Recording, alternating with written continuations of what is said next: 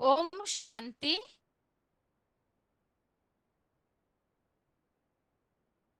भगवद गीता श्लोक क्लास में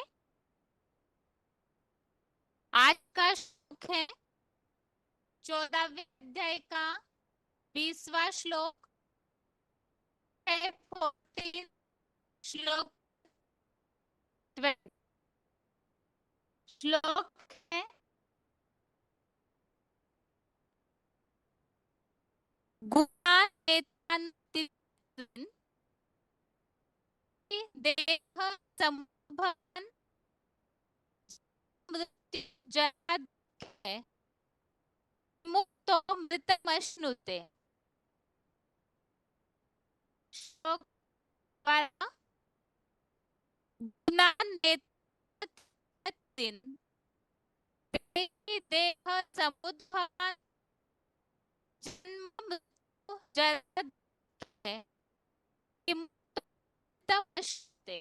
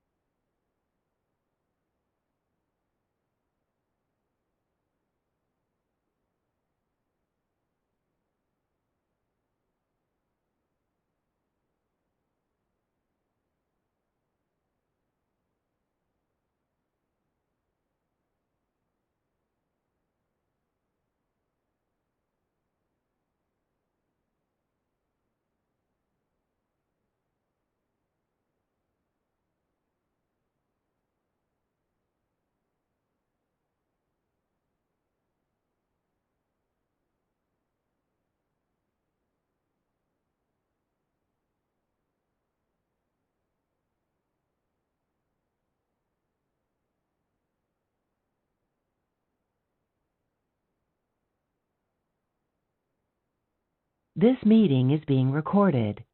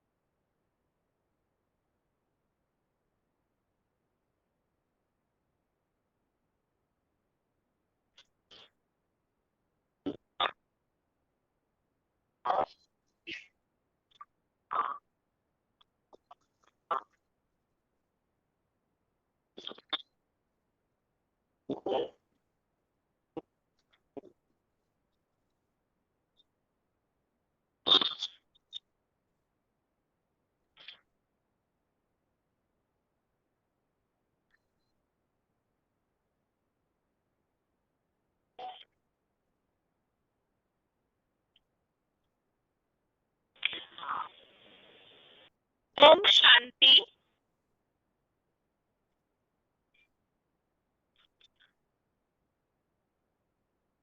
भगवत गीता श्लोक क्लास में आज का श्लोक है 14वें अध्याय का 20वां श्लोक। अध्याय 14 का श्लोक नंबर 20। श्लोक है गुणानेतान तित्यत्रिन देहि देह समुद्भवन् जन्म मृत्यु जरा दुःखे विमुक्तो मृतमश्नुते।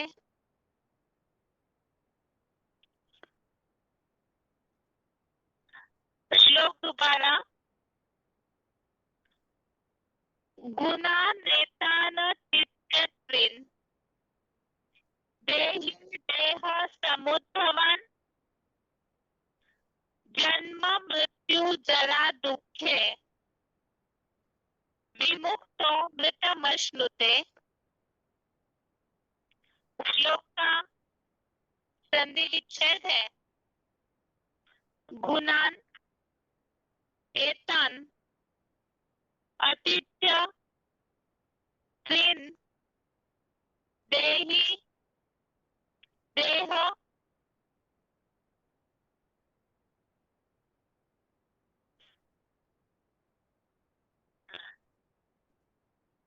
समुद्भवान जन्म मृत्यु जरा दुःखे विमुक्तः अमृतम अश्नुते।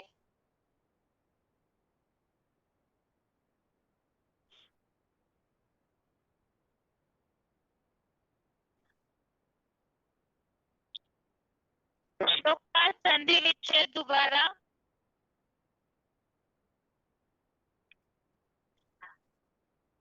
गुणान एतान अतिथ्य त्रीन देहि देह समुद्भवान जन्म मृत्यु जरा दुःखे विमुक्तः अमृतम अश्नुते।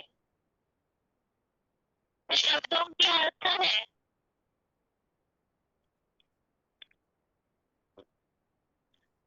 देहि अर्थात आत्मा, देह समुद्भवान अर्थात देह से पैदा होने वाले, एतान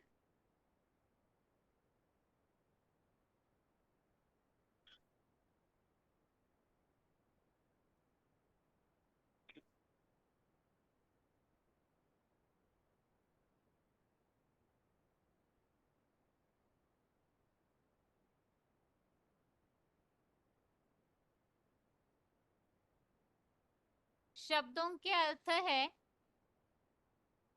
देहि अर्थात आत्मा, देह समुद्भवान अर्थात देह से पैदा होने वाले, एतान अर्थात इन, त्रीन अर्थात तीनों, गुणान्वित अर्थात गुणों को पार करके, गुणान अर्थात गुणों को, अतिथ्य अर्थात पार करके, जन्म मृत्यु जरा दुखे, अर्थात जन्म मृत्यु बुढ़ापा आदि दुखों से विमुक्त, अर्थात अच्छी तरह मुक्त हुआ, अमृतम अर्थात अमर पद को, अश्नुते अश्नुते अर्थात भोगता है। शब्दों के अर्थ दोबारा। देही अर्थात आत्मा, देह समुद्भवान अर्थात देह से पैदा होने वाले, एतान अर्थात इन,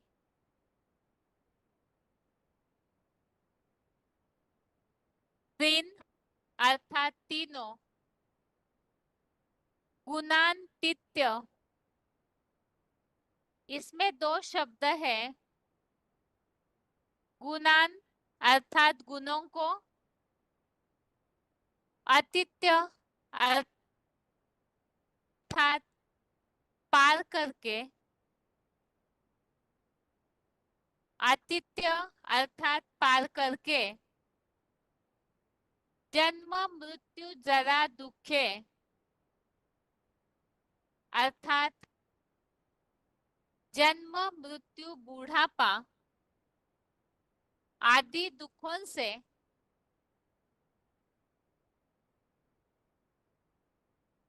विमुक्त,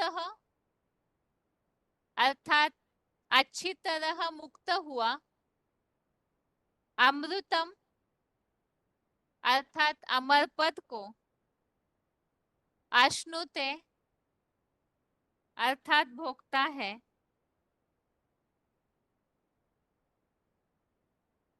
श्लोक का अर्थ है आत्मा देह से पैदा होने वाले इन तीन गुणों को पार करके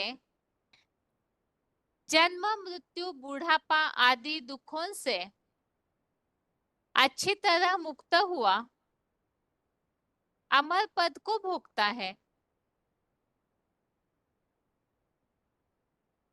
यहाँ 14वें अध्याय में जैसे कि हम पिछले कुछ श्लोकों से प्रकृति से पैदा हुए तीन गुणों के बारे में समझ रहे थे, और जैसे इसके पिछला श्लोक ही अर्थात 19 नंबर श्लोक से ये टॉपिक यहाँ जो चेंज हुआ है भगवत प्राप्ति का उपाय और गुणातीत पुरुष के लक्षण। तो गुणातीत अर्थात गुणों को पार किए हुए पुरुष अर्थात आत्मा के क्या लक्षण होंगे, उनके कर्म, उनकी चलन किस तरह दिखने में आएगी और भगवान को कैसे प्राप्त किया जा सकता है, उसके बारे में यहाँ समझाने दी जा रही है। तो यहाँ पर इसके पिछले श्लोकों में हमने जिस तरह से समझा था कि प्रकृति से उत्पन्न हुए तीन गुण सत्वष्टम, ये तीन गुण जो है आत्मा को अपने समय पर बांधते हैं और जिसके परिणाम स्वरूप आत्माएं जन्म मरण के चक्र में आने के लिए बंधी हुई। आत्मा में सत्व गुण सत होता है अर्थात ज्ञान, ज्ञान का सार सतयुग में है, तो आत्माएं सुख की आसक्ति में बंधी हुई है। लेकिन शरीर तो मिलता ही है, तो शरीर अर्थात एक बंधन ही है आत्मा के लिए, लेकिन वहां सुख मिलता है। द्वापर युग में मध्य में रजोगुण से आत्माएं बनती है, तो कर्मों में आसक्ति, देह आकर्षण, देह भान के द्वारा कर्मों में आसक्ति हो जाती है। और कलयुग में तमोगुण के कारण अज्ञान, अंधकार और मूढ़ता में आत्मा बन जाती है। तमोगुण का जो दुष्परिणाम है, दुष्प्रभाव है, वो तो हम कई श्लोकों में समझा। राक्षसी वृत्ति की पैदाइश होना, मूढ़ता, असहनीय नारकीय यातनाएं, आलस्य, निद्रा, अलबेलापन, इसके अलावा राक्षसी भावनाएं, अशांति, ये सारे ही जितने भी अवगुण हैं वो कलयुगांत में दिखने में आते हैं। तो इसीलिए ही इस तमोगुण को बदलना जरूरी है। मात्र इतना ही नहीं, इससे पार होना है। तो इसीलिए ही उसका उपाय क्या है? इन तीन गुणों के कारण, विशेषतः रजोगुण और तमोगुण के कारण मनुष्य आत्माएं जिस तरह से एक जीवन बंध महसूस करती है, दुख अशांति वाला जो जीवन है द्वापर कलयुग का नारकीय जीवन, इससे पार होने के लिए ही क्या उपाय किया जा सकता है? क्योंकि कलयुग अंत में जब भगवान इस सृष्टि पर आते हैं, उस समय सबके दिल से ये पुकार होती है कि हमें इस दुखों से छुड़ाओ, इन दुखों से छुड़ाओ। तो वो कैसे छूट सकते हैं, उसका उपाय भगवत गीता में अलग अलग अध्यायों में अलग अलग तरीके से समझाया है। बाकी सार सभी का एक ही है, भगवान की पहचान। भगवान को पहचानेंगे, जानेंगे ज्ञान के द्वारा, तो दुखों से मुक्ति और नई दुनिया स्वर्ग की प्राप्ति। इसी तरह से 19 नंबर श्लोक में जैसे कि हमने समझा था, ये प्रकृति के गुणों के द्वारा सब मनुष्य कर्म करते हैं। इसे तो हमने तीसरे अध्याय में समझा, अध्याय 13 में भी समझा। प्रकृति से उत्पन्न हुए इन तीन गुणों के कारण आत्माएं बरबस देह में आकर कर्म करती है, अटैच हो जाती है, कर्मों में बन जाती है। सद सद्योनि जन्मसु अर्थात देव असुर योनियों के जन्म का भी वही कारण है। इसी के कारण आत्मा प्रभावित होकर अच्छे बुरे कर्म भी करती है, क्योंकि शरीर रूपी प्रकृति से अटैचमेंट और धीरे धीरे वो आसक्ति लालसा लोभ के रूप में बदल जाती है, जिसके कारण वो प्रकृति की अर्थात देह से आसक्ति ही आत्माओं से अच्छा बुरा काम करवाती है। इसीलिए बताया 19 नंबर श्लोक में कि ये जो आत्माएं जो है, ये इन गुणों के कारण ही कर्म कर रही है। अब ये गुणों के अलावा मूल रूप में आत्मा तो सात्विक है, इसीलिए इन गुणों के अलावा किसी को भी अच्छा बुरा करने वाला न देखना, अर्थात गुणों के द्वारा ही व्यक्ति अच्छा बुरा करता है। और इसके साथ इन गुण संघात से परे त्रिगुणातीत जो है, जो परम ब्रह्म परमेश्वर के समान परमात्मा बनते हैं हीरो पाठधारी, उन्हें जानना, ऐसे जानने वाला सत्वस्थ भाव की प्राप्ति करता है। और आज के इस श्लोक में इस तरह से समझाने दी हुई है कि आत्मा इन देह से पैदा होने वाले इन तीन गुणों को जब पार कर जाती है, क्रॉस करती है, इन सब से ऊपर उड़ जाती है, तो जन्म मृत्यु बूढ़ापा आदि दुखों से अच्छी तरह मुक्त हुआ अमर पद को भोगता है। 13वें अध्याय के जैसे 21वें 20वें श्लोक में हमने खास जन्म मृत्यु का कारण समझा था। वो कारण यही है क्योंकि आत्माएं प्रकृति के तीन गुणों को भोगती है। इसलिए तीन गुणों को जब पार करेगी आत्मा, तो जन्म मृत्यु बूढ़ापा बीमारियां, इन सब दुखों से मुक्त होकर अमर पद को भोगेगी। श्लोक का क्लैरिफिकेशन सहित अर्थ है,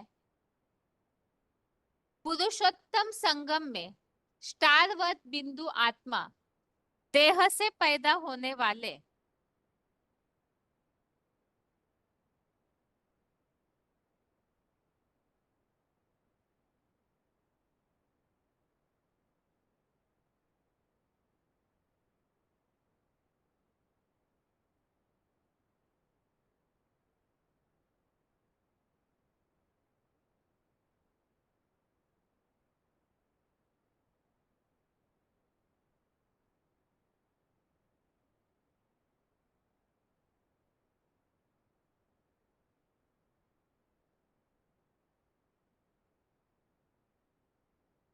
तो हम इस बात को समझ रहे थे, इसीलिए इन 3 गुणों को आत्मा को पार करना जरूरी है, तो उससे प्राप्ति होगी। श्लोक का क्लैरिफिकेशन सहित अर्थ में इसी बात को और अच्छी तरह से समझाया है कि अमर पद कब भोगती है आत्मा।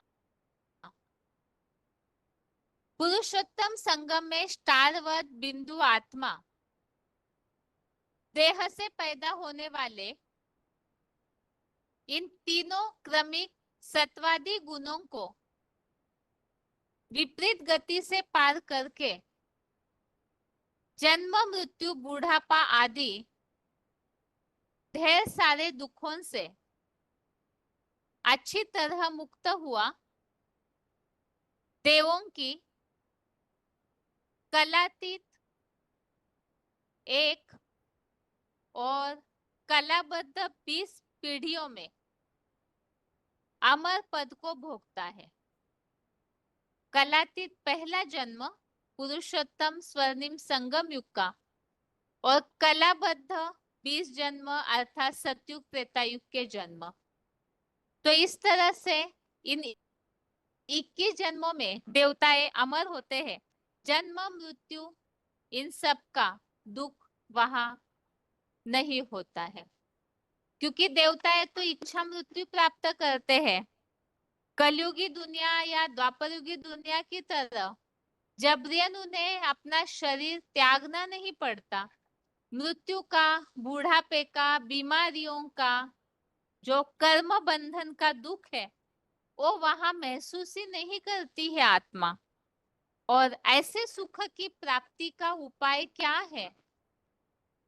तो भक्ति मार्ग में तो इस तरह के जो भी श्लोक भगवत गीता में आए हैं उससे भक्ति मार्गीय गीता पाठियों ने समझा मोक्ष की प्राप्ति।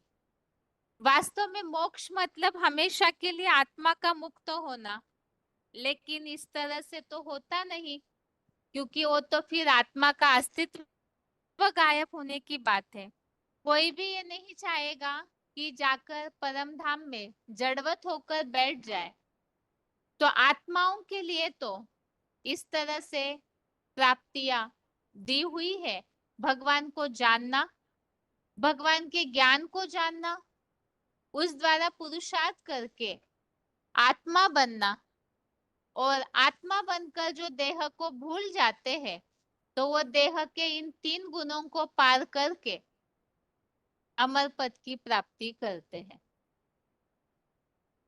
इस तरह से यहाँ बताया है विपरीत गति से पार करके, अर्थात यहाँ पुरुषोत्तम संगम युग में सभी कलयुग अंत में जब पहुंचे हुए हैं तो तुरंत ही ऐसी ऊंची स्टेज तो बनती नहीं।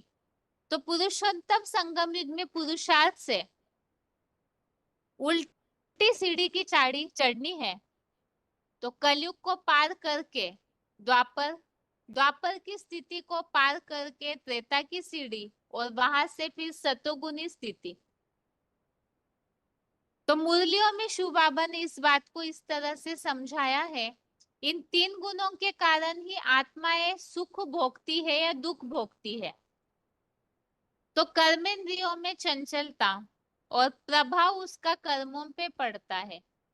तो जैसे जैसे आत्माएं इन 3 गुणों को पार करने का पुरुषार्थ करती है, आत्मिक स्थिति की प्रैक्टिस करते हैं, तो वैसे वैसे उल्टी सीढ़ी चढ़ते चढ़ते धीरे धीरे कर्मेंद्रिया भी शांत होती जाएगी, मन की चंचलता भी शांत होती जाएगी, और धीरे धीरे एक एक युग को पार करते करते विपरीत गति से पूरी सात्विक अवस्था हो जाएगी।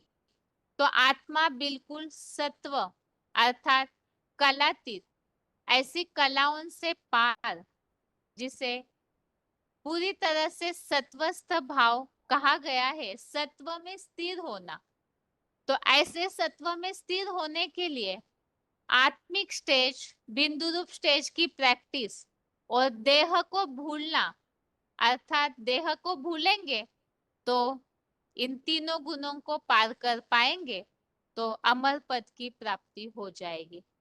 क्योंकि आत्मा जो है मूल रूप में अजर अमर अविनाशी है।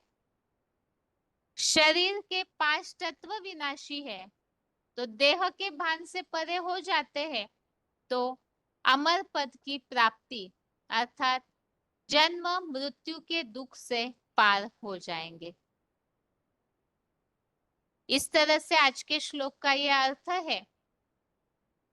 जैसे कि इसके पहले श्लोक में 19वें श्लोक में हमने समझा परमात्मा को जानना, और जानने के बाद ही ज्ञान की प्राप्ति से इन 3 गुणों को विपरीत गति से पार कर सकते, क्योंकि जिन्हें तरीका ही पता नहीं है, जैसे कि भगवत गीता में भक्ति मार्ग में तो संस्कृत के श्लोक पढ़े जाते हैं, लेकिन संस्कृत के श्लोक पढ़ने मात्र से आत्माएं प्रकृति के गुणों को पार नहीं कर सकते। उसके लिए जरूरी है भगवान की पहचान, और जब ऐसी पहचान हो जाएगी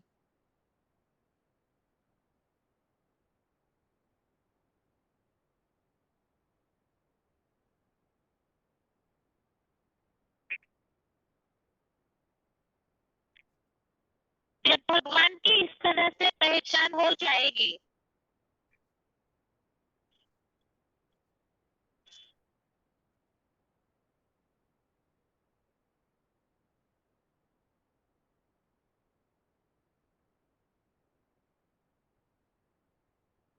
भगवान की इस तरह से पहचान होने से ही इन 3 गुणों को ज्ञान के द्वारा पार कर सकते हैं, और तभी अमर पद की प्राप्ति हो सकती है।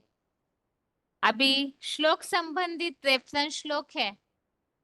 एक तो श्लोक में उल्लेख है देह से पैदा होने वाले 3 गुण, तो यहाँ ही इसी के लिए लिया है 3 गुण प्रकृति से पैदा होते, क्योंकि शरीर देह प्रकृति का पुतला है। इन 5 तत्वों का संघात माना जाता है। इसके लिए तीसरे अध्याय का 5वां अध्याय 3 का श्लोक नंबर 5 है, जिसमें ये बात बताई हुई है प्रकृतिकृत सर्वकालीन सत्रष्टम में से कोई भी प्रधान गुणों सहित इंद्रियों से बरबस सब प्रकार के कर्म करने पड़ते हैं। और दूसरा तीसरे अध्याय का 27 अध्याय 3 का 27 नंबर श्लोक, इसमें भी बताया है सब कार्य सब प्रकार से प्रकृति के गुणों द्वारा ही किए जा रहे हैं। आगे अगला रेफरेंस श्लोक है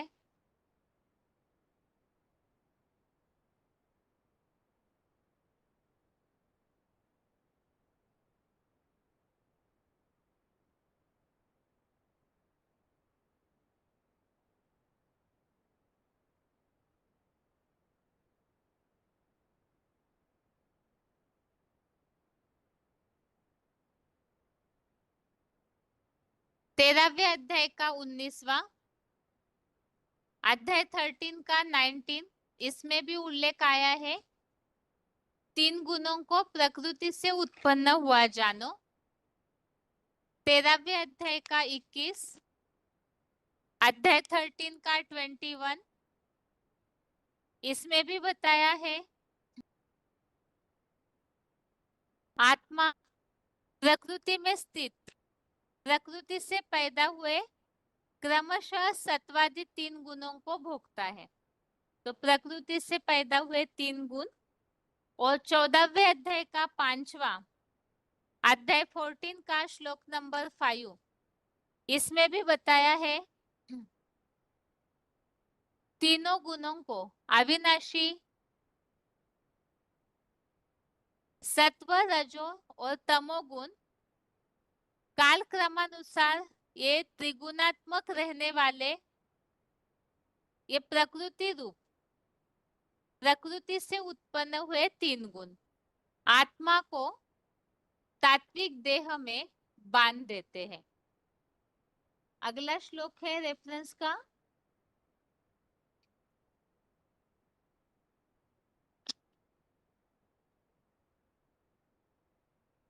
श्लोक में उल्लेख आया है अमर पद। इन 3 गुणों को विपरीत गति से पार करने वाला अमर पद भोगता है। इसके लिए 13वें अध्याय का 12, अध्याय 13 का 12 नंबर श्लोक, इसमें बताया है जानने योग्य है परम पिता शिव ज्योति प्लस परमात्मा, जिसे जानकर सदा अमरता का अनुभव आत्मा करती है। आज के श्लोक में और श्लोक नंबर 19 नंबर श्लोक, इन दोनों श्लोकों को मिला करके ये बात है। 19वें श्लोक में बताया गुण संघात से परे जो परमात्मा को जानता है तो वो फिर अमर पद भोगता है, जो आज के श्लोक में बताया है। इसी तरह से यहाँ भी 13वें अध्याय के श्लोक में बताया है अमर पद की बात। और दूसरे अध्याय का 15, अध्याय 2 का 15 नंबर श्लोक में बताया है सुख दुख में समान रहने वाले को, ये धैर्यवान पुरुष को ये विषय भोग व्यथित नहीं करते हैं और वो अमरत्व के लिए योग्य बनता है। अभी श्लोक का उच्चारण सुनते हैं, उसके बाद पॉइंट्स।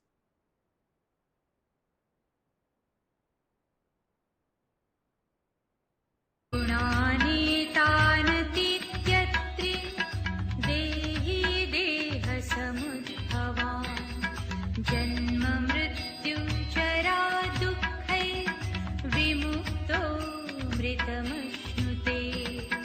पुरुषोत्तम संगम में स्टारवत बिंदु आत्मा देह से पैदा होने वाले इन तीनों क्रमिक सत्वादी गुणों को विपरीती गति से पार करके जन्म मृत्यु बुढ़ापा आदि ढेर सारे दुखों से अच्छी तरह मुक्त हुआ। देवों की कलातीत 1+20 कलाबद्ध पीढ़ियों में अमर पद को भोगता है।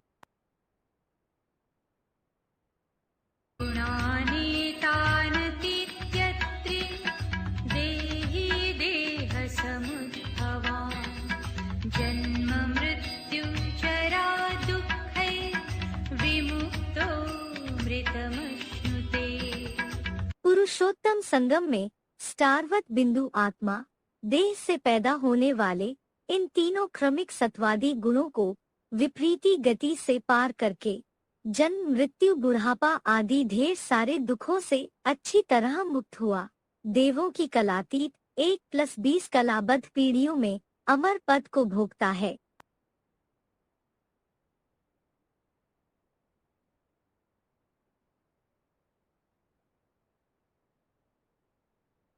श्लोक संबंधित पॉइंट्स में पहला पॉइंट है VCD number 2884, VCD number 2884, 53 minute 53 minutes के बाद से लिया हुआ पॉइंट है। जन्म मृत्यु बूढ़ापा आदि दुखों से मुक्त अमर पद।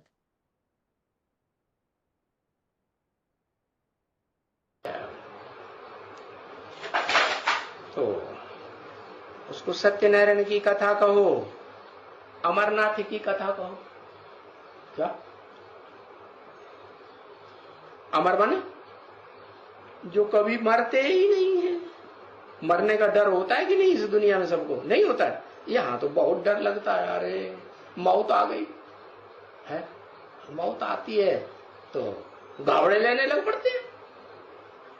तो बताया कि वहां मृत्यु का दुख ही नहीं होता जो नई दुनिया बाप बनाते हैं। जो नई दुनिया की राजधानी स्थापन करते हैं, उस राजधानी में और उस सारे राज्य में क्या नहीं होता? दुख का न मृत्यु का दुख, न बुढ़ापे का दुख, न जन्म लेने का दुख। आराम से पैदा होते हैं, आराम से जिंदगी जीते हैं, आराम से शरीर रूपी वस्त्र को उतार के रख देते हैं और नया वस्त्र, नया जन्म ले लेते हैं। तो वो हुई अमरनाथ की कथा। अमर देवताओं को कहा जाता है, जो मरते नहीं है, माने मृत्यु का दुख उनको होता नहीं है।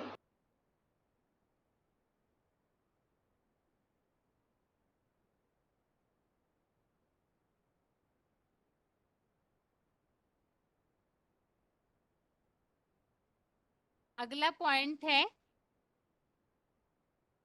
VCD number 346, VCD number 346, 38 minute 38 minutes के बाद से लिया हुआ पॉइंट है 21 पीढ़ियों में अमर पद।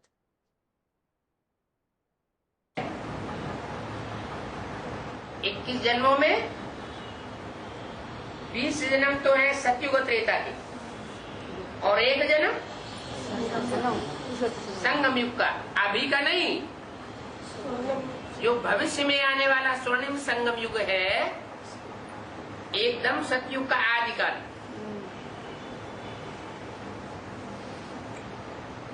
और पढ़ाइयां होती हैं इस मृत्यु लोक के लिए।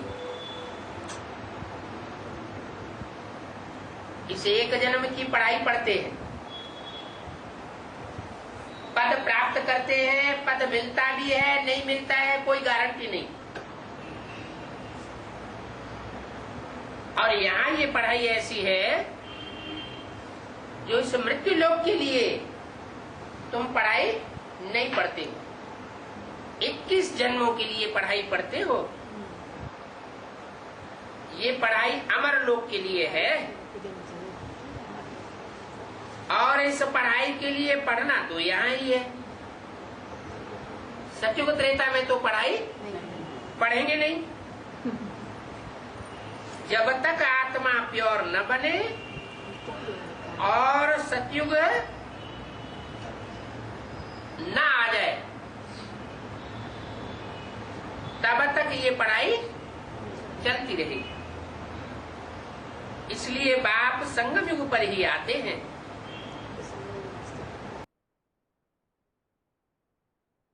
अगला पॉइंट है VCD number 3010, VCD number 3010, 21 minute 21 minutes के बाद से लिया हुआ पॉइंट है 3 गुणों को विपरीत गति से पार करके दुखों से मुक्त हुआ अमर पद को भोगता है।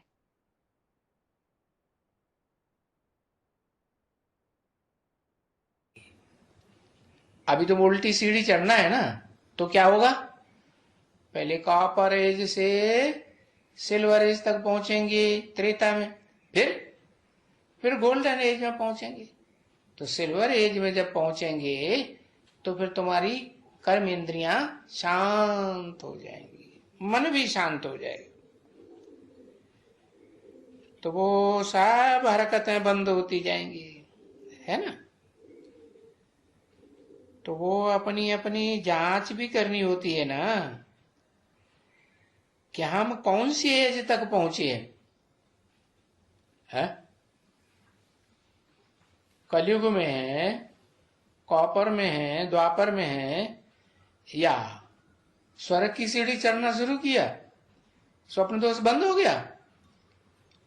देखना है, अपन को चेक करना है, डिस्चार्ज होना बंद हुआ है? कि हम सिल्वर एज तक पहुंचा हूं या नहीं पहुंचा हूं, है? तो ये पहचान बता दी क्या कि हम कहां तक पहुंचा हूं। क्योंकि वापस जाने का है ना, उल्टी सीढ़ी चढ़ना है या नहीं चढ़ना है, कि कलयुग में ही पड़े रहेंगे, नहीं। तो जब सिल्वर एज तक त्रेता में पहुंचे है, तब ये कर्मेंद्रियां जो चंचल होती हैं, इन बातों में वो सब बंद हो जाएंगी, है ना बच्चे। ये कर्मेंद्रियां वशीभूत हो जाएंगी, क्योंकि सतयुग और त्रेता में वश में थी ना। तो फिर जब तुम भी इस अवस्था में आएंगे, त्रेता अवस्था में आओ, तब ये कर्मेंद्रियां वश में हो जाएंगी। फिर और ही आगे जाओ, कि त्रेता तक पहुंच के थक जाएंगे सीढ़ी चढ़ते चढ़ते, है? वहां तो थकने की फिर कोई सहज हो जाएगा कि वहां कठिन हो जाएगा? वहां तो बहुत सहज हो जाएगा। फिर आगे जाओ सतयुग की अवस्था में सतो प्रधान बन जाओ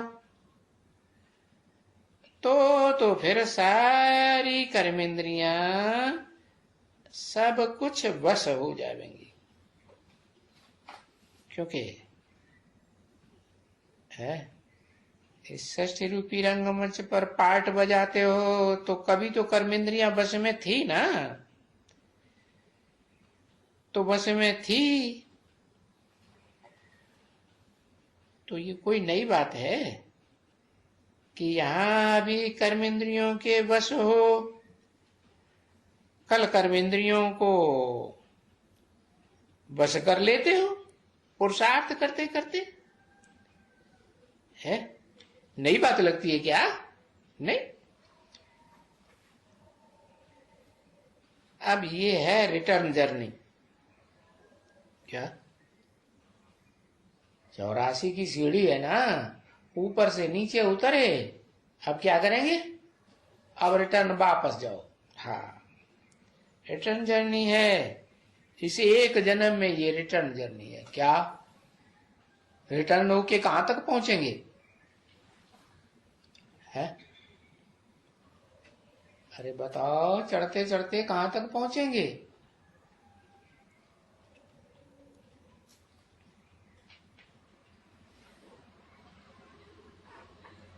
कलातीत स्टेज तक पहुंचेंगे। है? वाह, एकदम कलातीत, अतीन्द्रिय सुख तक पहुंच जाएंगे। है? हाँ, तो वो है 84 जन्म का। और ये है रिटर्न जर्नी। रिटर्न जर्नी में सबको ही पास करके कर्मातीत अवस्था में पहुंचना है।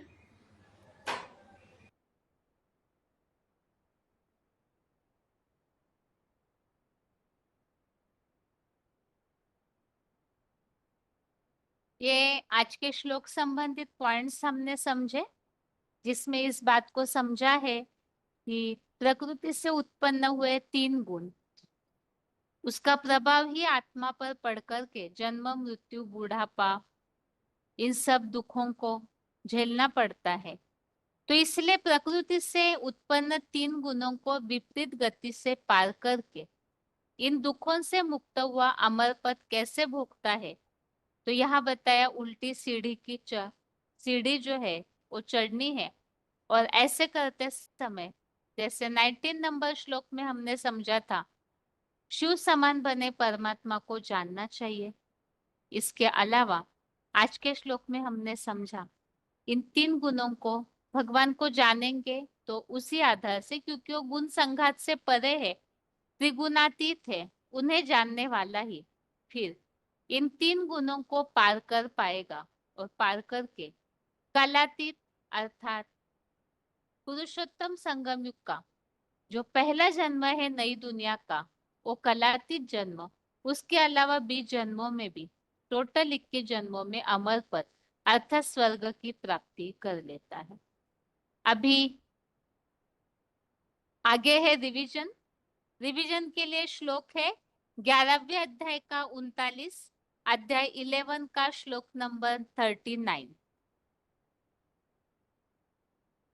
विराट रूप के वर्णन में हम पिछले काफी श्लोकों से इन बातों को समझ रहे हैं। भगवान ने पहले अर्जुन को, सबसे पहले तो अर्जुन को बताया कि ज्ञान नेत्र से ही भगवान की विराट रूप को देख सकते हो, अर्थात बुद्धि से समझने की बात है कि भगवान का ये जो रूप है वो किस तरह से विशाल है, वो सारी दुनिया को अपने में समा लेता है। वो ऐसा हजारों सूर्यों से भी तेजोमय रूप है, जो ऐश्वर्यवान और योग ऊर्जा से संपन्न रूप है, जिसके सामने यूं ही कोई आत्माएं ठहर नहीं सकती है। तो जिसके लिए मुरलियों में भी बाबा ने बताया है, अपने पाप कर्मों का जो पूरी तरह से विनाश करते हैं, अपने में इस तरह से योग की शक्ति को जो भर लेते हैं याद के द्वारा, तो वही आत्माएं विराट रूप के सन्मुख पहुंच सकती है, जिसके लिए हमने उसके आगे के श्लोकों में समझा। भगवान ने अर्जुन को पहले दिव्य गुणों वाला, ज्ञान की आयुधों वाला, सुगंधित ऐसा एक रूप दिखाया, सजा सजाया रूप, जिसमें अनेक नेत्र, अनेक भुजाएं समाई हुई है, जो भगवान से जुड़ जाती है आत्माएं। तो ऐसी आत्माओं के द्वारा वो सहयोगी आत्माओं का वो विराट रूप जो है, वो भगवान ने अर्जुन को समझाया।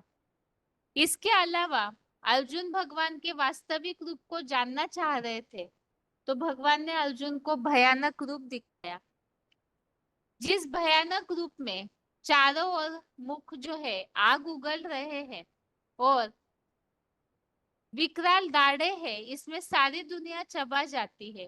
क्रोधान्वित लाल लाल आंखों वाला वो भयानक रूप देखकर तीनों लोग कांपने लगते हैं। तो ऐसा रूप देख करके जिससे सारी दुनिया जो है उलट पुलट होने लगती है, क्योंकि स्थापना के साथ साथ विनाश की शुरुआत भी होती है।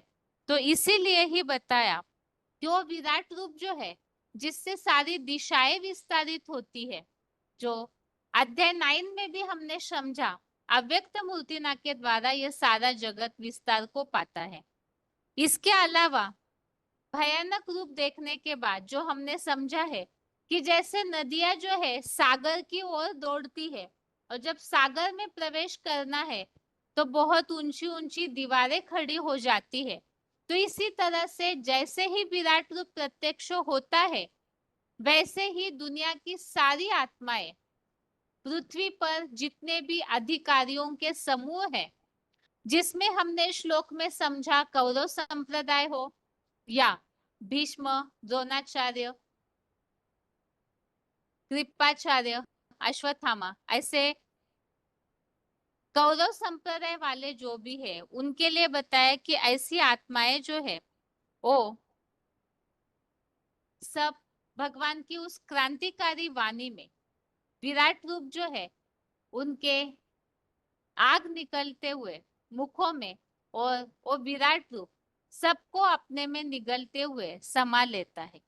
तो इसे ही बताया नदियां जैसे सागर में समा जाती है, पतंगे जैसे क्षमा पर फिदा होते हैं, जानते हैं कि उन्हें जल के भस्म होना है, उसके बावजूद भी आत्माएं भी इसी तरह से अपने देहभान के विनाश के लिए सहमत होकर उस विराट रूप का, वो जो योग का तेज पुंज है, जिसके चारों ओर से अग्नि ही अग्नि धधकती है, तो उसमें सभी अपने देहभान के विनाश के लिए प्रवेश करेंगे।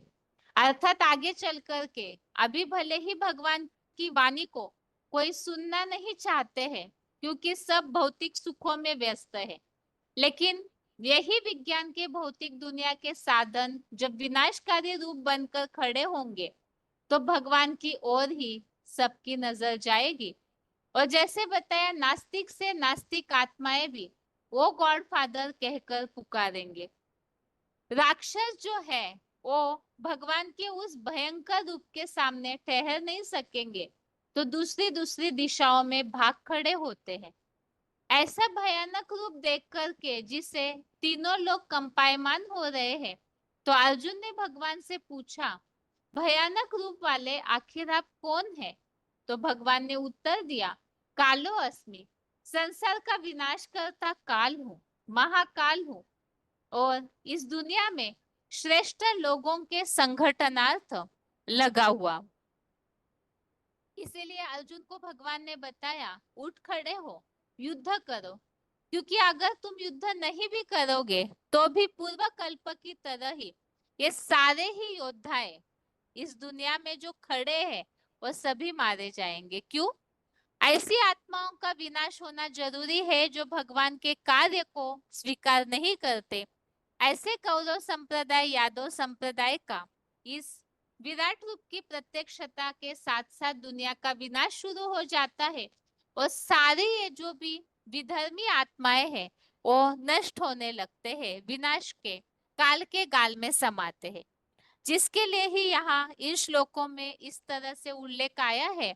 अर्जुन से भगवान ने बताया, युद्ध करो और इन विधर्मियों की वृद्धि को नष्ट करो।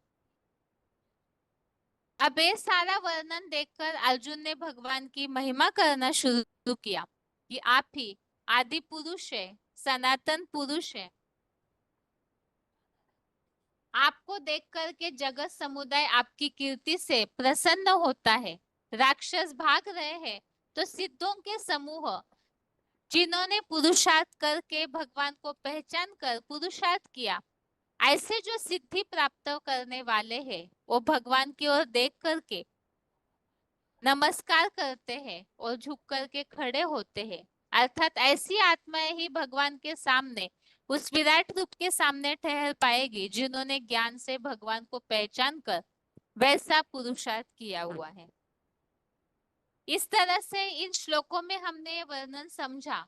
अभी आगे के श्लोक में जो वर्णन अर्जुन ने किया है उसे देखते हैं। आज का श्लोक है 11वें अध्याय का 39, श्लोक नंबर 39। श्लोक है वायु यमो अग्नि वरुणः शशांक प्रजापतिस्त्वं प्रपितामहश्च नमो नमस्तेस्तु सहस्रकृत्वः पुनश्च भूयोपि नमो नमस्ते। श्लोक दोबारा। वायु यमो अग्नि वरुणः शशांकः प्रजापतिस्त्वं प्रपितामहश्च नमो नमस्तेस्तु सहस्रकृत्वः पुनश्च भूयोपि नमो नमस्तु।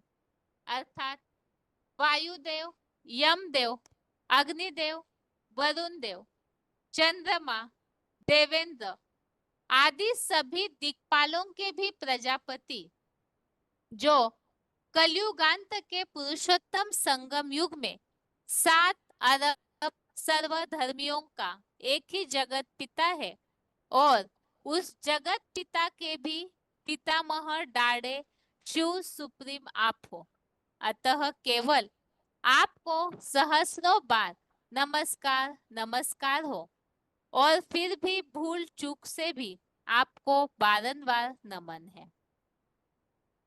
तो अर्जुन इस बात को बता रहे हैं कि वायुदेव, यमदेव, अग्निदेव, वरुण देव, चंद्रमा और सभी दिक्पालों के भी प्रजापति और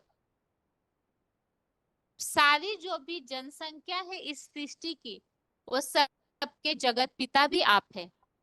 पितामह डाड़े शिव सुप्रीम आप ही हो, इसीलिए आपको नमस्कार हो, क्योंकि वही सनातन पुरुष बनते हैं महादेव द्वारा, पुरातन पुरुष है, शाश्वत धर्मों के रक्षक है, अनंत रूप वाले हैं और आज के श्लोक अनुसार ये सारे देवों के भी प्रजापति है, जगत पिता है, डाड़े भी है। तो आप ही सब कुछ है, इसीलिए आपको नमस्कार हो। भूल चूक से भी आपको ही बारंबार नमस्कार हो।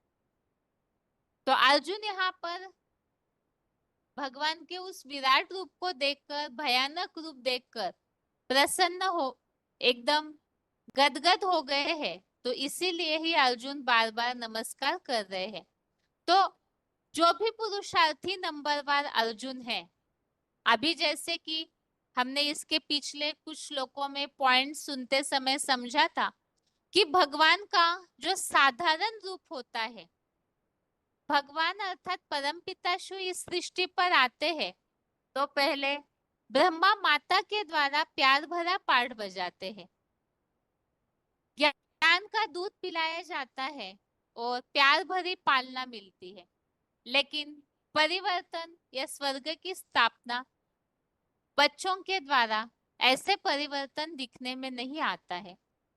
फिर भी भगवान पिता के द्वारा जिस तरह से साधारण रूप के द्वारा प्रत्यक्ष होकर फिर से पढ़ाई पढ़ाते हैं, लेकिन फिर भी जब सुधार दिखने में नहीं आता है तो जैसे अव्यक्तवाणियों में बताया है कि अपने फरिश्ताई स्वरूप का अनावरण कब करेंगे, चीफ जस्टिस को बुलावेंगे क्या। अर्थात ही ये विराट रूप ही कालों का काल महाकाल है और ये भयानक रूप ही वास्तव में सद्गुरु का पाठ अर्थात धर्मराज जो वार्तालाप में शिव बाबा ने इस बात को बताया है कि जब सदगुरु का पाठ प्रत्यक्ष होता है तो उस समय वो सुप्रीम चीफ जस्टिस है। और ऐसे चीफ जस्टिस परमपिता शिव, एक तो साकार में जिनका शरीर निमित्त बनता है राम वाली आत्मा, साथ में ब्रह्मा की सोच, तो इसीलिए ये सुप्रीम जस्टिस का ऐसा पार्ट है। तो विराट रूप जब प्रत्यक्ष होता है तो भयानक रूप धर्मराज का देख करके अर्जुन जो है वो नमन करते हैं। बाकी जिन्होंने जैसा पुरुषार्थ किया है तो उसी अनुसार सिद्धों के समूह प्रणाम करेंगे। जिन्होंने अच्छी सिद्धि प्राप्त की है, पुरुषार्थ करके अपने को योग्य बनाया है, संपन्न अवस्था बीज रूप स्टेज बनाई है, क्योंकि बाबा ने मुरलियों में अव्यक्तवाणियों में ये बात बताई है। जिन्होंने अपने को आत्मा समझा और ऐसी पूरी आत्मिक स्टेज बनाई है, देह भान का नाश किया है, तो वही आत्माएं भगवान के उस संपन्न रूप के सामने ठहर सकेंगे। तो वही फिर नमस्कार भी करते हैं। अभी श्लोक संबंधित रेफरेंस श्लोक है। पहले तो है वायुदेव अथवा पवन देव, इसके लिए उल्लेख है 10वें अध्याय का 31, अध्याय 10 का 31, जिसमें विभूतियों के रूप में पावन कर्ताओं का पवन देव ऐसे उल्लेख है। अगला रेफरेंस श्लोक है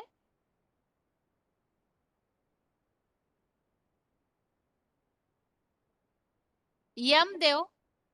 यमदेव के लिए 10वें अध्याय का 38, अध्याय 10 का श्लोक नंबर 38, जिसमें उल्लेख है दमनकर्ताओं का यम धर्मराज रूप दंडाधिकार हो। 10वें अध्याय का 29, अध्याय 10 का 29, इसमें भी उल्लेख है संपूर्ण यम नियमकर्ताओं में यमराज हो।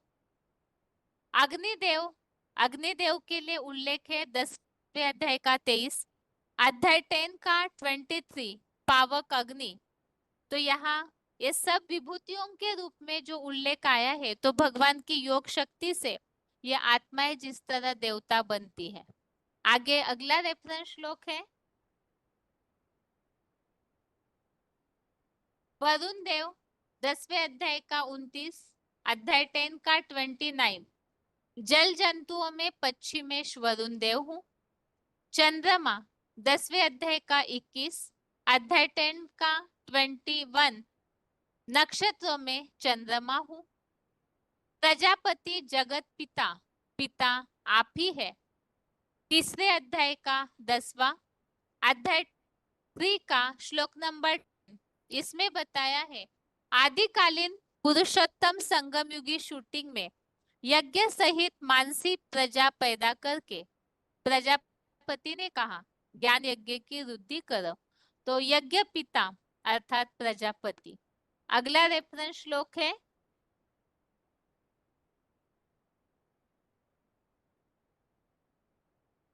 प्रजापति जगत पिता और पिता, 9वें अध्याय का 17, अध्याय 9 का 17, पिता अहमस्य जगतो माता धाता पितामह। तो इसमें पितामह अर्थात दाड़े के रूप में भी उल्लेख है और जगत पिता के रूप में भी उल्लेख आया हुआ है, बापों का बाप बाबा, इस तरह से उल्लेख आया हुआ है।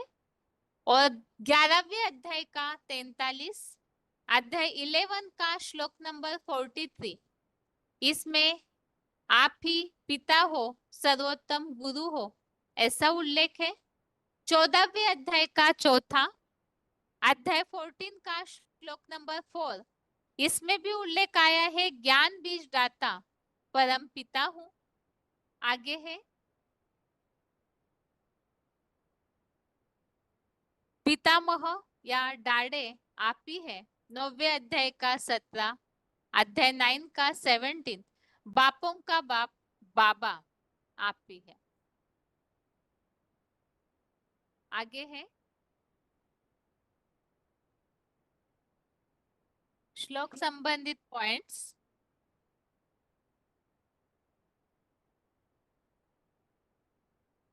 दिक्पालों के भी पिता और डाड़े,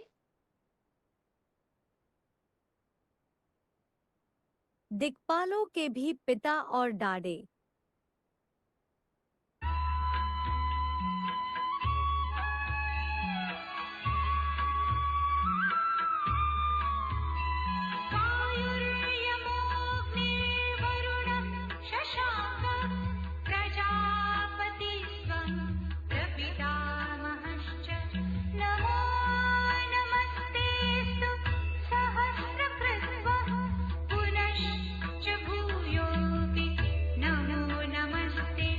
वायु यमा अग्निः वरुण शशांक। वायुदेव, यमदेव, अग्निदेव, वरुण देव, चंद्रमा। प्रजापति च प्रपिता महात्वम। प्रजापति और पितामह अर्थात डाडे आप हो। ते सहस्त्र कृत्वा नमः नमः अस्तु। आपको सहस्त्रों बार नमस्कार नमस्कार हो। च पुनः अपि ते नमः नमः, और फिर भी आपको बारंबार नमन है। वायु यमा अग्निः वरुण शशांक। प्रजापति च प्रपिता महात्वम। ते सहस्त्र कृत्वा नमः नमः अस्तु। च पुनः अपि ते नमः नमः।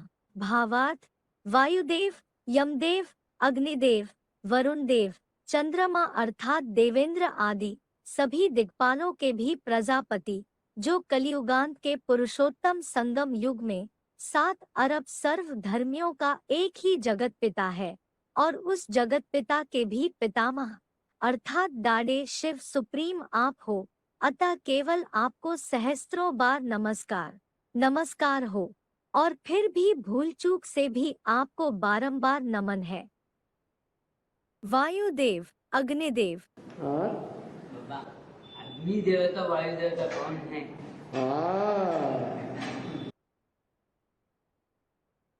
वार्तालाप नंबर 1506, डिस्कशन नंबर 1506।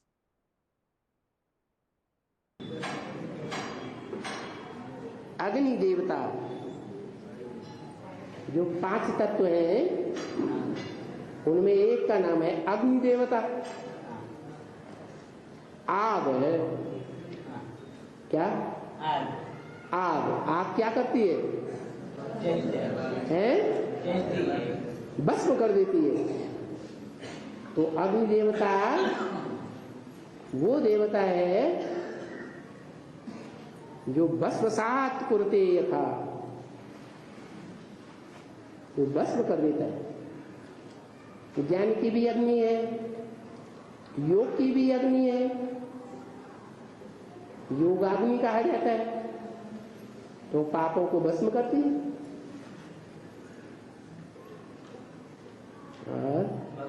वायु देवता, वायु देवता तीखा दौड़ता है।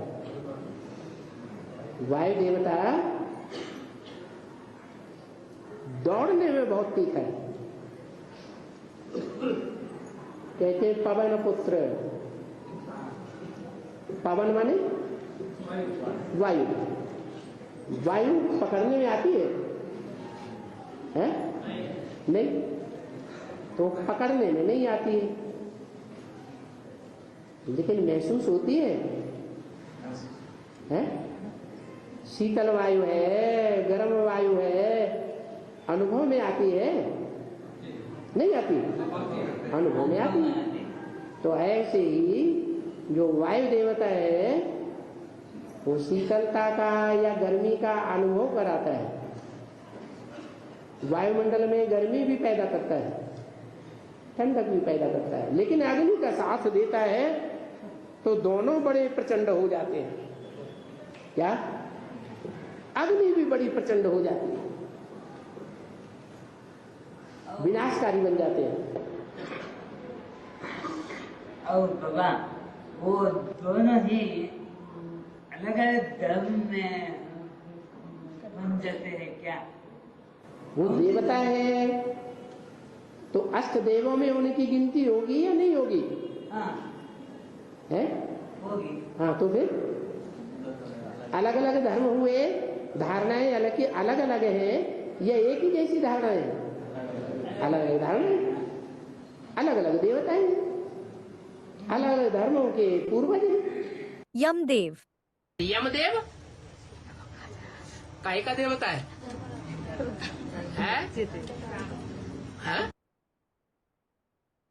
वार्तालाप नंबर 722, डिस्कशन नंबर 722।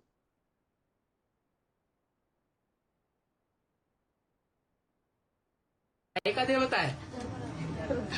हैं? मौत का देवता है। काय का देवता है? मौत का देवता। ज्यादा पावरफुल कौन है?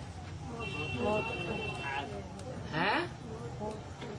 महाकाल के साथ काल ज्यादा पावरफुल है या अग्नि या जल या वायु ज्यादा पावरफुल है? काल ज्यादा पावरफुल है। इसलिए अष्टदेवों में भी नंबरवार है शक्ति के हिसाब से। देवेंद्र वरुण देव। ज्ञान की बरसात बरसाने वाला इंद्र देवता होता है। डिस्कशन नंबर 237, वार्तालाप नंबर 237।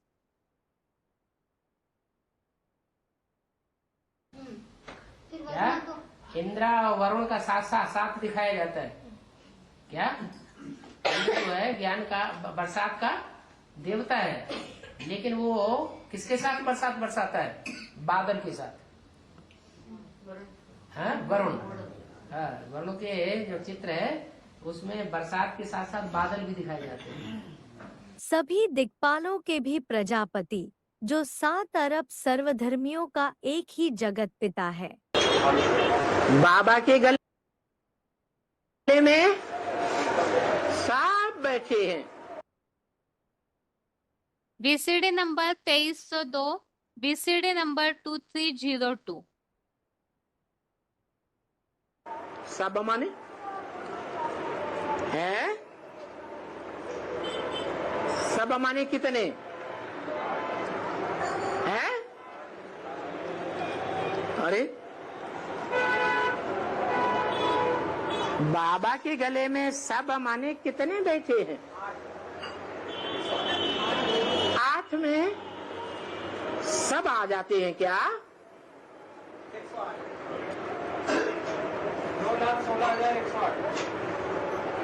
8 में 9,16,108 ही आते हैं। जो 8 हैं वो सब धर्मों के पूर्वज नहीं है क्या? है? पूर्वज माने पूर्व माने पहले, जा माने जन्म लेने वाले। जितने भी धर्म हैं आस्तिक, भगवान को मानने वाले, उन धर्म के फॉलोअर्स में सब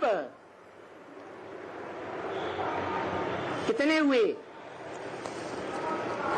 है? अरे पूर्वजात। उन पूर्वजों के अंदर से जो भी निकलते हैं, आज नहीं तो कल। जैसे बच्चा बाप से निकलता है, वो बाप ग्रैंडफादर से निकलता है, बाबा कहते हैं। बाबा परबाबा से निकलता है, परबाबा तरबा दादा से निकलता है। ऐसे ही करते करते 84 जन्मों की पीढ़ियों तक पहुंचो तो वही अष्टदेवों में से कोई एक बचेगा ना, जो अपने धर्म का पूर्वज है।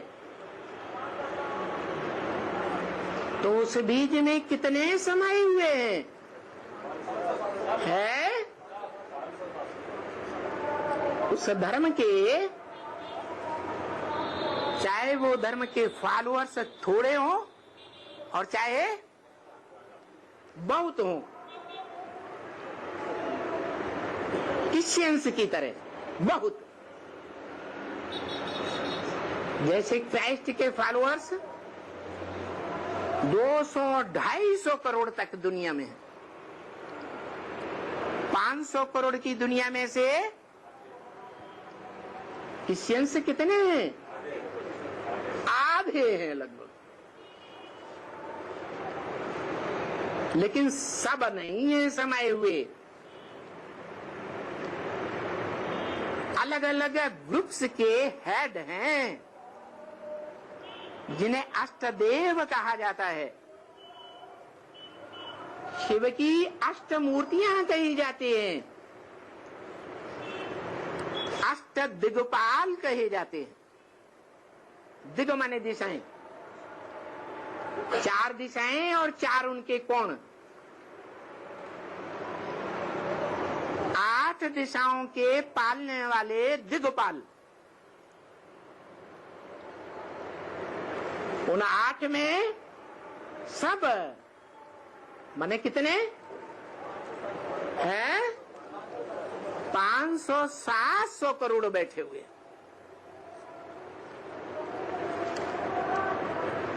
वो सब किसके गले का हार हैं? अरे बाबा के गले का हार हैं। वो बाबा कौन है? सदा परम धामवासी ज्योति बिंदु बाबा है या बाप है? है? वो तो बाप है। तो ये बाबा कौन, जिसके गले के हार 500-700 करोड़ मनुष्य मात्र बनते हैं, वो कौन है? हैं? किस रूप में है? प्रजापिता जो पतित है वो रूप है उसका। वो रूप क्या है? नाम नहीं पूछ रहे। हाँ, जिसको गीता में बोला है अव्यक्त मूर्तिना, सारा जड़ जंगम संसार उसी अव्यक्त मूर्ति से निकलता है। डाडे शिव सुप्रीम। बच्चे हैं वो बुद्धि को पाते जाते हैं, तुम समझा सकते हो Prajapita Brahma. VCD number 143, VCD number 143।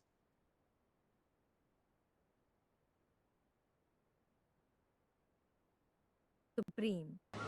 बच्चे हैं वो बुद्धि को पाते जाते हैं, तुम समझा सकते हो प्रजापिता ब्रह्मा की औलाद हैं, शिव के पुत्र हैं। क्या बच्चे किसके हैं? प्रजापिता ब्रह्मा के तो हम बच्चे हैं, और शिव के, शिव हमारा दादी है, बाप दादे। दादा हमारा कौन है?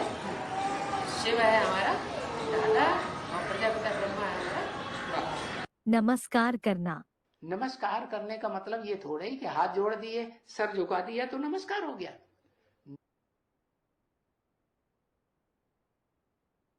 VCD number 2715, VCD number 2715। नमस्कार का मतलब ही है नमः माने झुकना। क्या?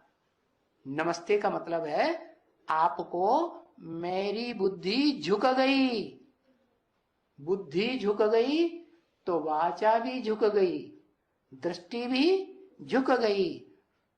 आपसे आंख मिला करके मैं कभी भी दुश्मनी मोल नहीं ले सकता। मैं सरेंडर हो गया। उसको कहते हैं हाथ जोड़ना और नमन करना, दंडवत प्रणाम करना। साक्षात लेट जाते हैं हाथ पांव फैला करके, हाँ, शरीर के सारे अंगों से। अरे इससे कुछ होगा? है यहाँ सामने हाथ जोड़ दिए हैं, माथा झुका दिया और पीछे गए, हराम ज्यादा सारा जाना क्या क्या सुनाता था, गालियां देने लग पड़े। तो ये झुकना नहीं है। झुकना है एक बार आत्मा मन बुद्धि को झुका दिया तो फिर जीवन पर्यंत कभी भी है क्रॉस न करे। तो उसको कहते हैं गुरु बनाया, और वो गुरु ही सच्चा गुरु है। कौन सा गुरु? जो सुप्रीम सोल शिव इस सृष्टि पर आता है तो सारी दुनिया की मनुष्य मात्र 500-700 करोड़ मनुष्य आत्माओं को भी ज्ञान दे करके इस सृष्टि से, देह के बंधन से, दुखों के बंधन से मुक्त कर देता है।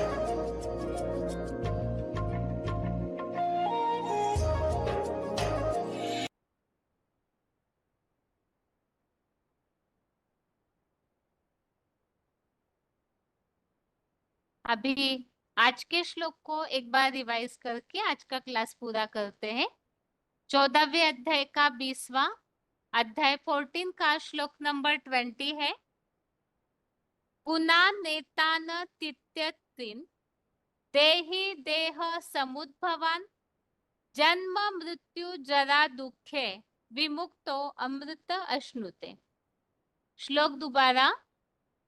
गुना नेतान तित्यत्रिन देहि देह समुद्भवान जन्म मृत्यु जरा दुखे विमुक्तो मृतमश्नुते।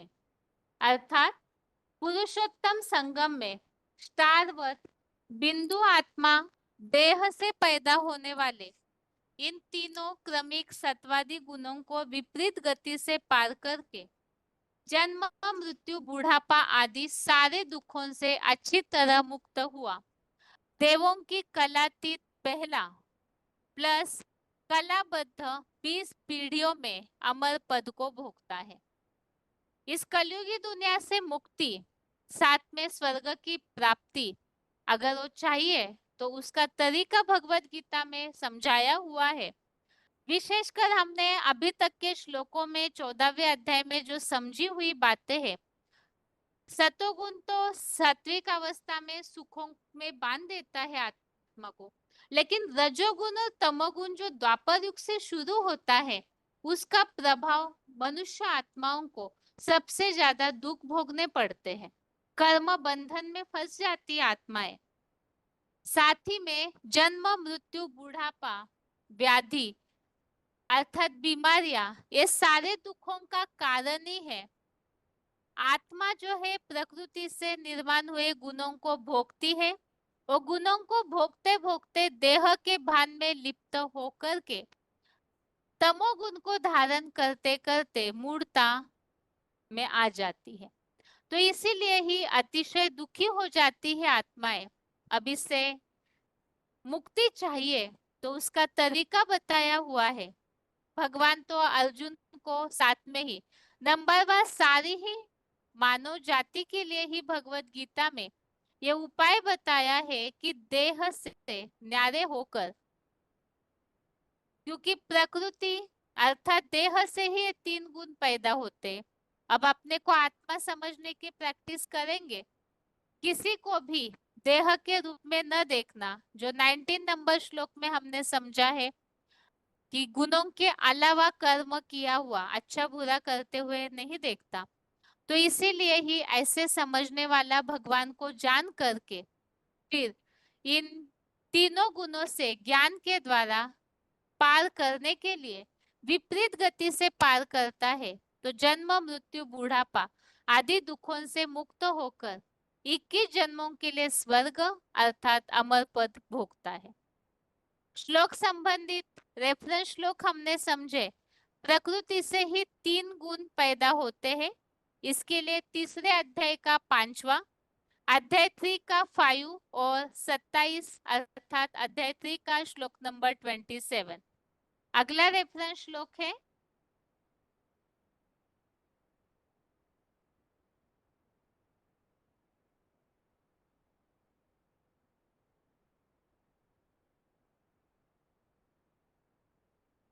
तीन गुण प्रकृति से ही पैदा होते हैं। इसके लिए 13वें अध्याय का 19 और 21, अध्याय 13 का श्लोक नंबर 19 और 21 और 14वें अध्याय का 5वां, अध्याय 14 का श्लोक नंबर 5। इन सभी में ही प्रकृति से ही 3 गुण पैदा होते हैं। किस तरह से आत्मा उन गुणों को भोग कर बंधन में आ जाती है वो समझाया हुआ है। आगे है श्लोक में उल्लेख आया है अमर पद भोगने का। भगवान को जानकर जो इन 3 गुणों से पार हो जाता है नॉलेज के द्वारा, अपनी स्थिति बनाकर और फिर अमर पद भोगता है। इसके लिए 13वें अध्याय का 12 इसमें स्पष्ट उल्लेख है कि भगवान को जानकर अमरता का अनुभव करता है। दूसरे अध्याय का 15 अध्याय 2 का श्लोक नंबर 15 यहाँ ही जो प्रकृति से उत्पन्न हुए गुणों से सुख दुख भोगती आत्मा अब इन गुणों को विपरीत गति से पार करेगा तो सुख दुख में समान रहने वाला जिस धैर्यवान पुरुष को ये विषय व्यथित नहीं करते वो अमरत्व के लिए योग्य बनता है। तो आज के श्लोक में मुख्य पुरुषार्थ बताया है। पिछले श्लोक में भगवान को जानना चाहिए जो त्रिगुणातीत है, और आज के श्लोक में बताया उस नॉलेज के द्वारा जो प्रकृति से उत्पन्न हुए 3 गुणों को विपरीत गति के से पार करना। विपरीत गति से पार करना अर्थात क्या? जितना जितना देह के इंद्रियों का भान हम छोड़ते जाएंगे, छोड़ना अर्थात बुद्धि से देह का कोई भी सुख मन बुद्धि से न भोगना। वैराग्य की भावना जितनी आती जाएगी उतना आत्म बिंदु में स्थिर होंगे, जिसके लिए बताया है सत्वस्थ भाव में स्थिर होना, सत्व में स्थिर होना। आत्मा मूल रूप में सात्विक है, तो ऐसी स्थिति में भगवान की याद से जो स्थिर हो जाते हैं वो फिर स्वर्ग अर्थात अमरत्व की प्राप्ति करते हैं। आज के क्लास में हमने 2 श्लोक समझे, 14वें अध्याय का 20वां, 11वें अध्याय का 39वां, अध्याय 11 का 39 और अध्याय 14 का श्लोक नंबर 20। इसके साथ ही आज के लिए गीता क्लास यहाँ तक ही। ओम शांति।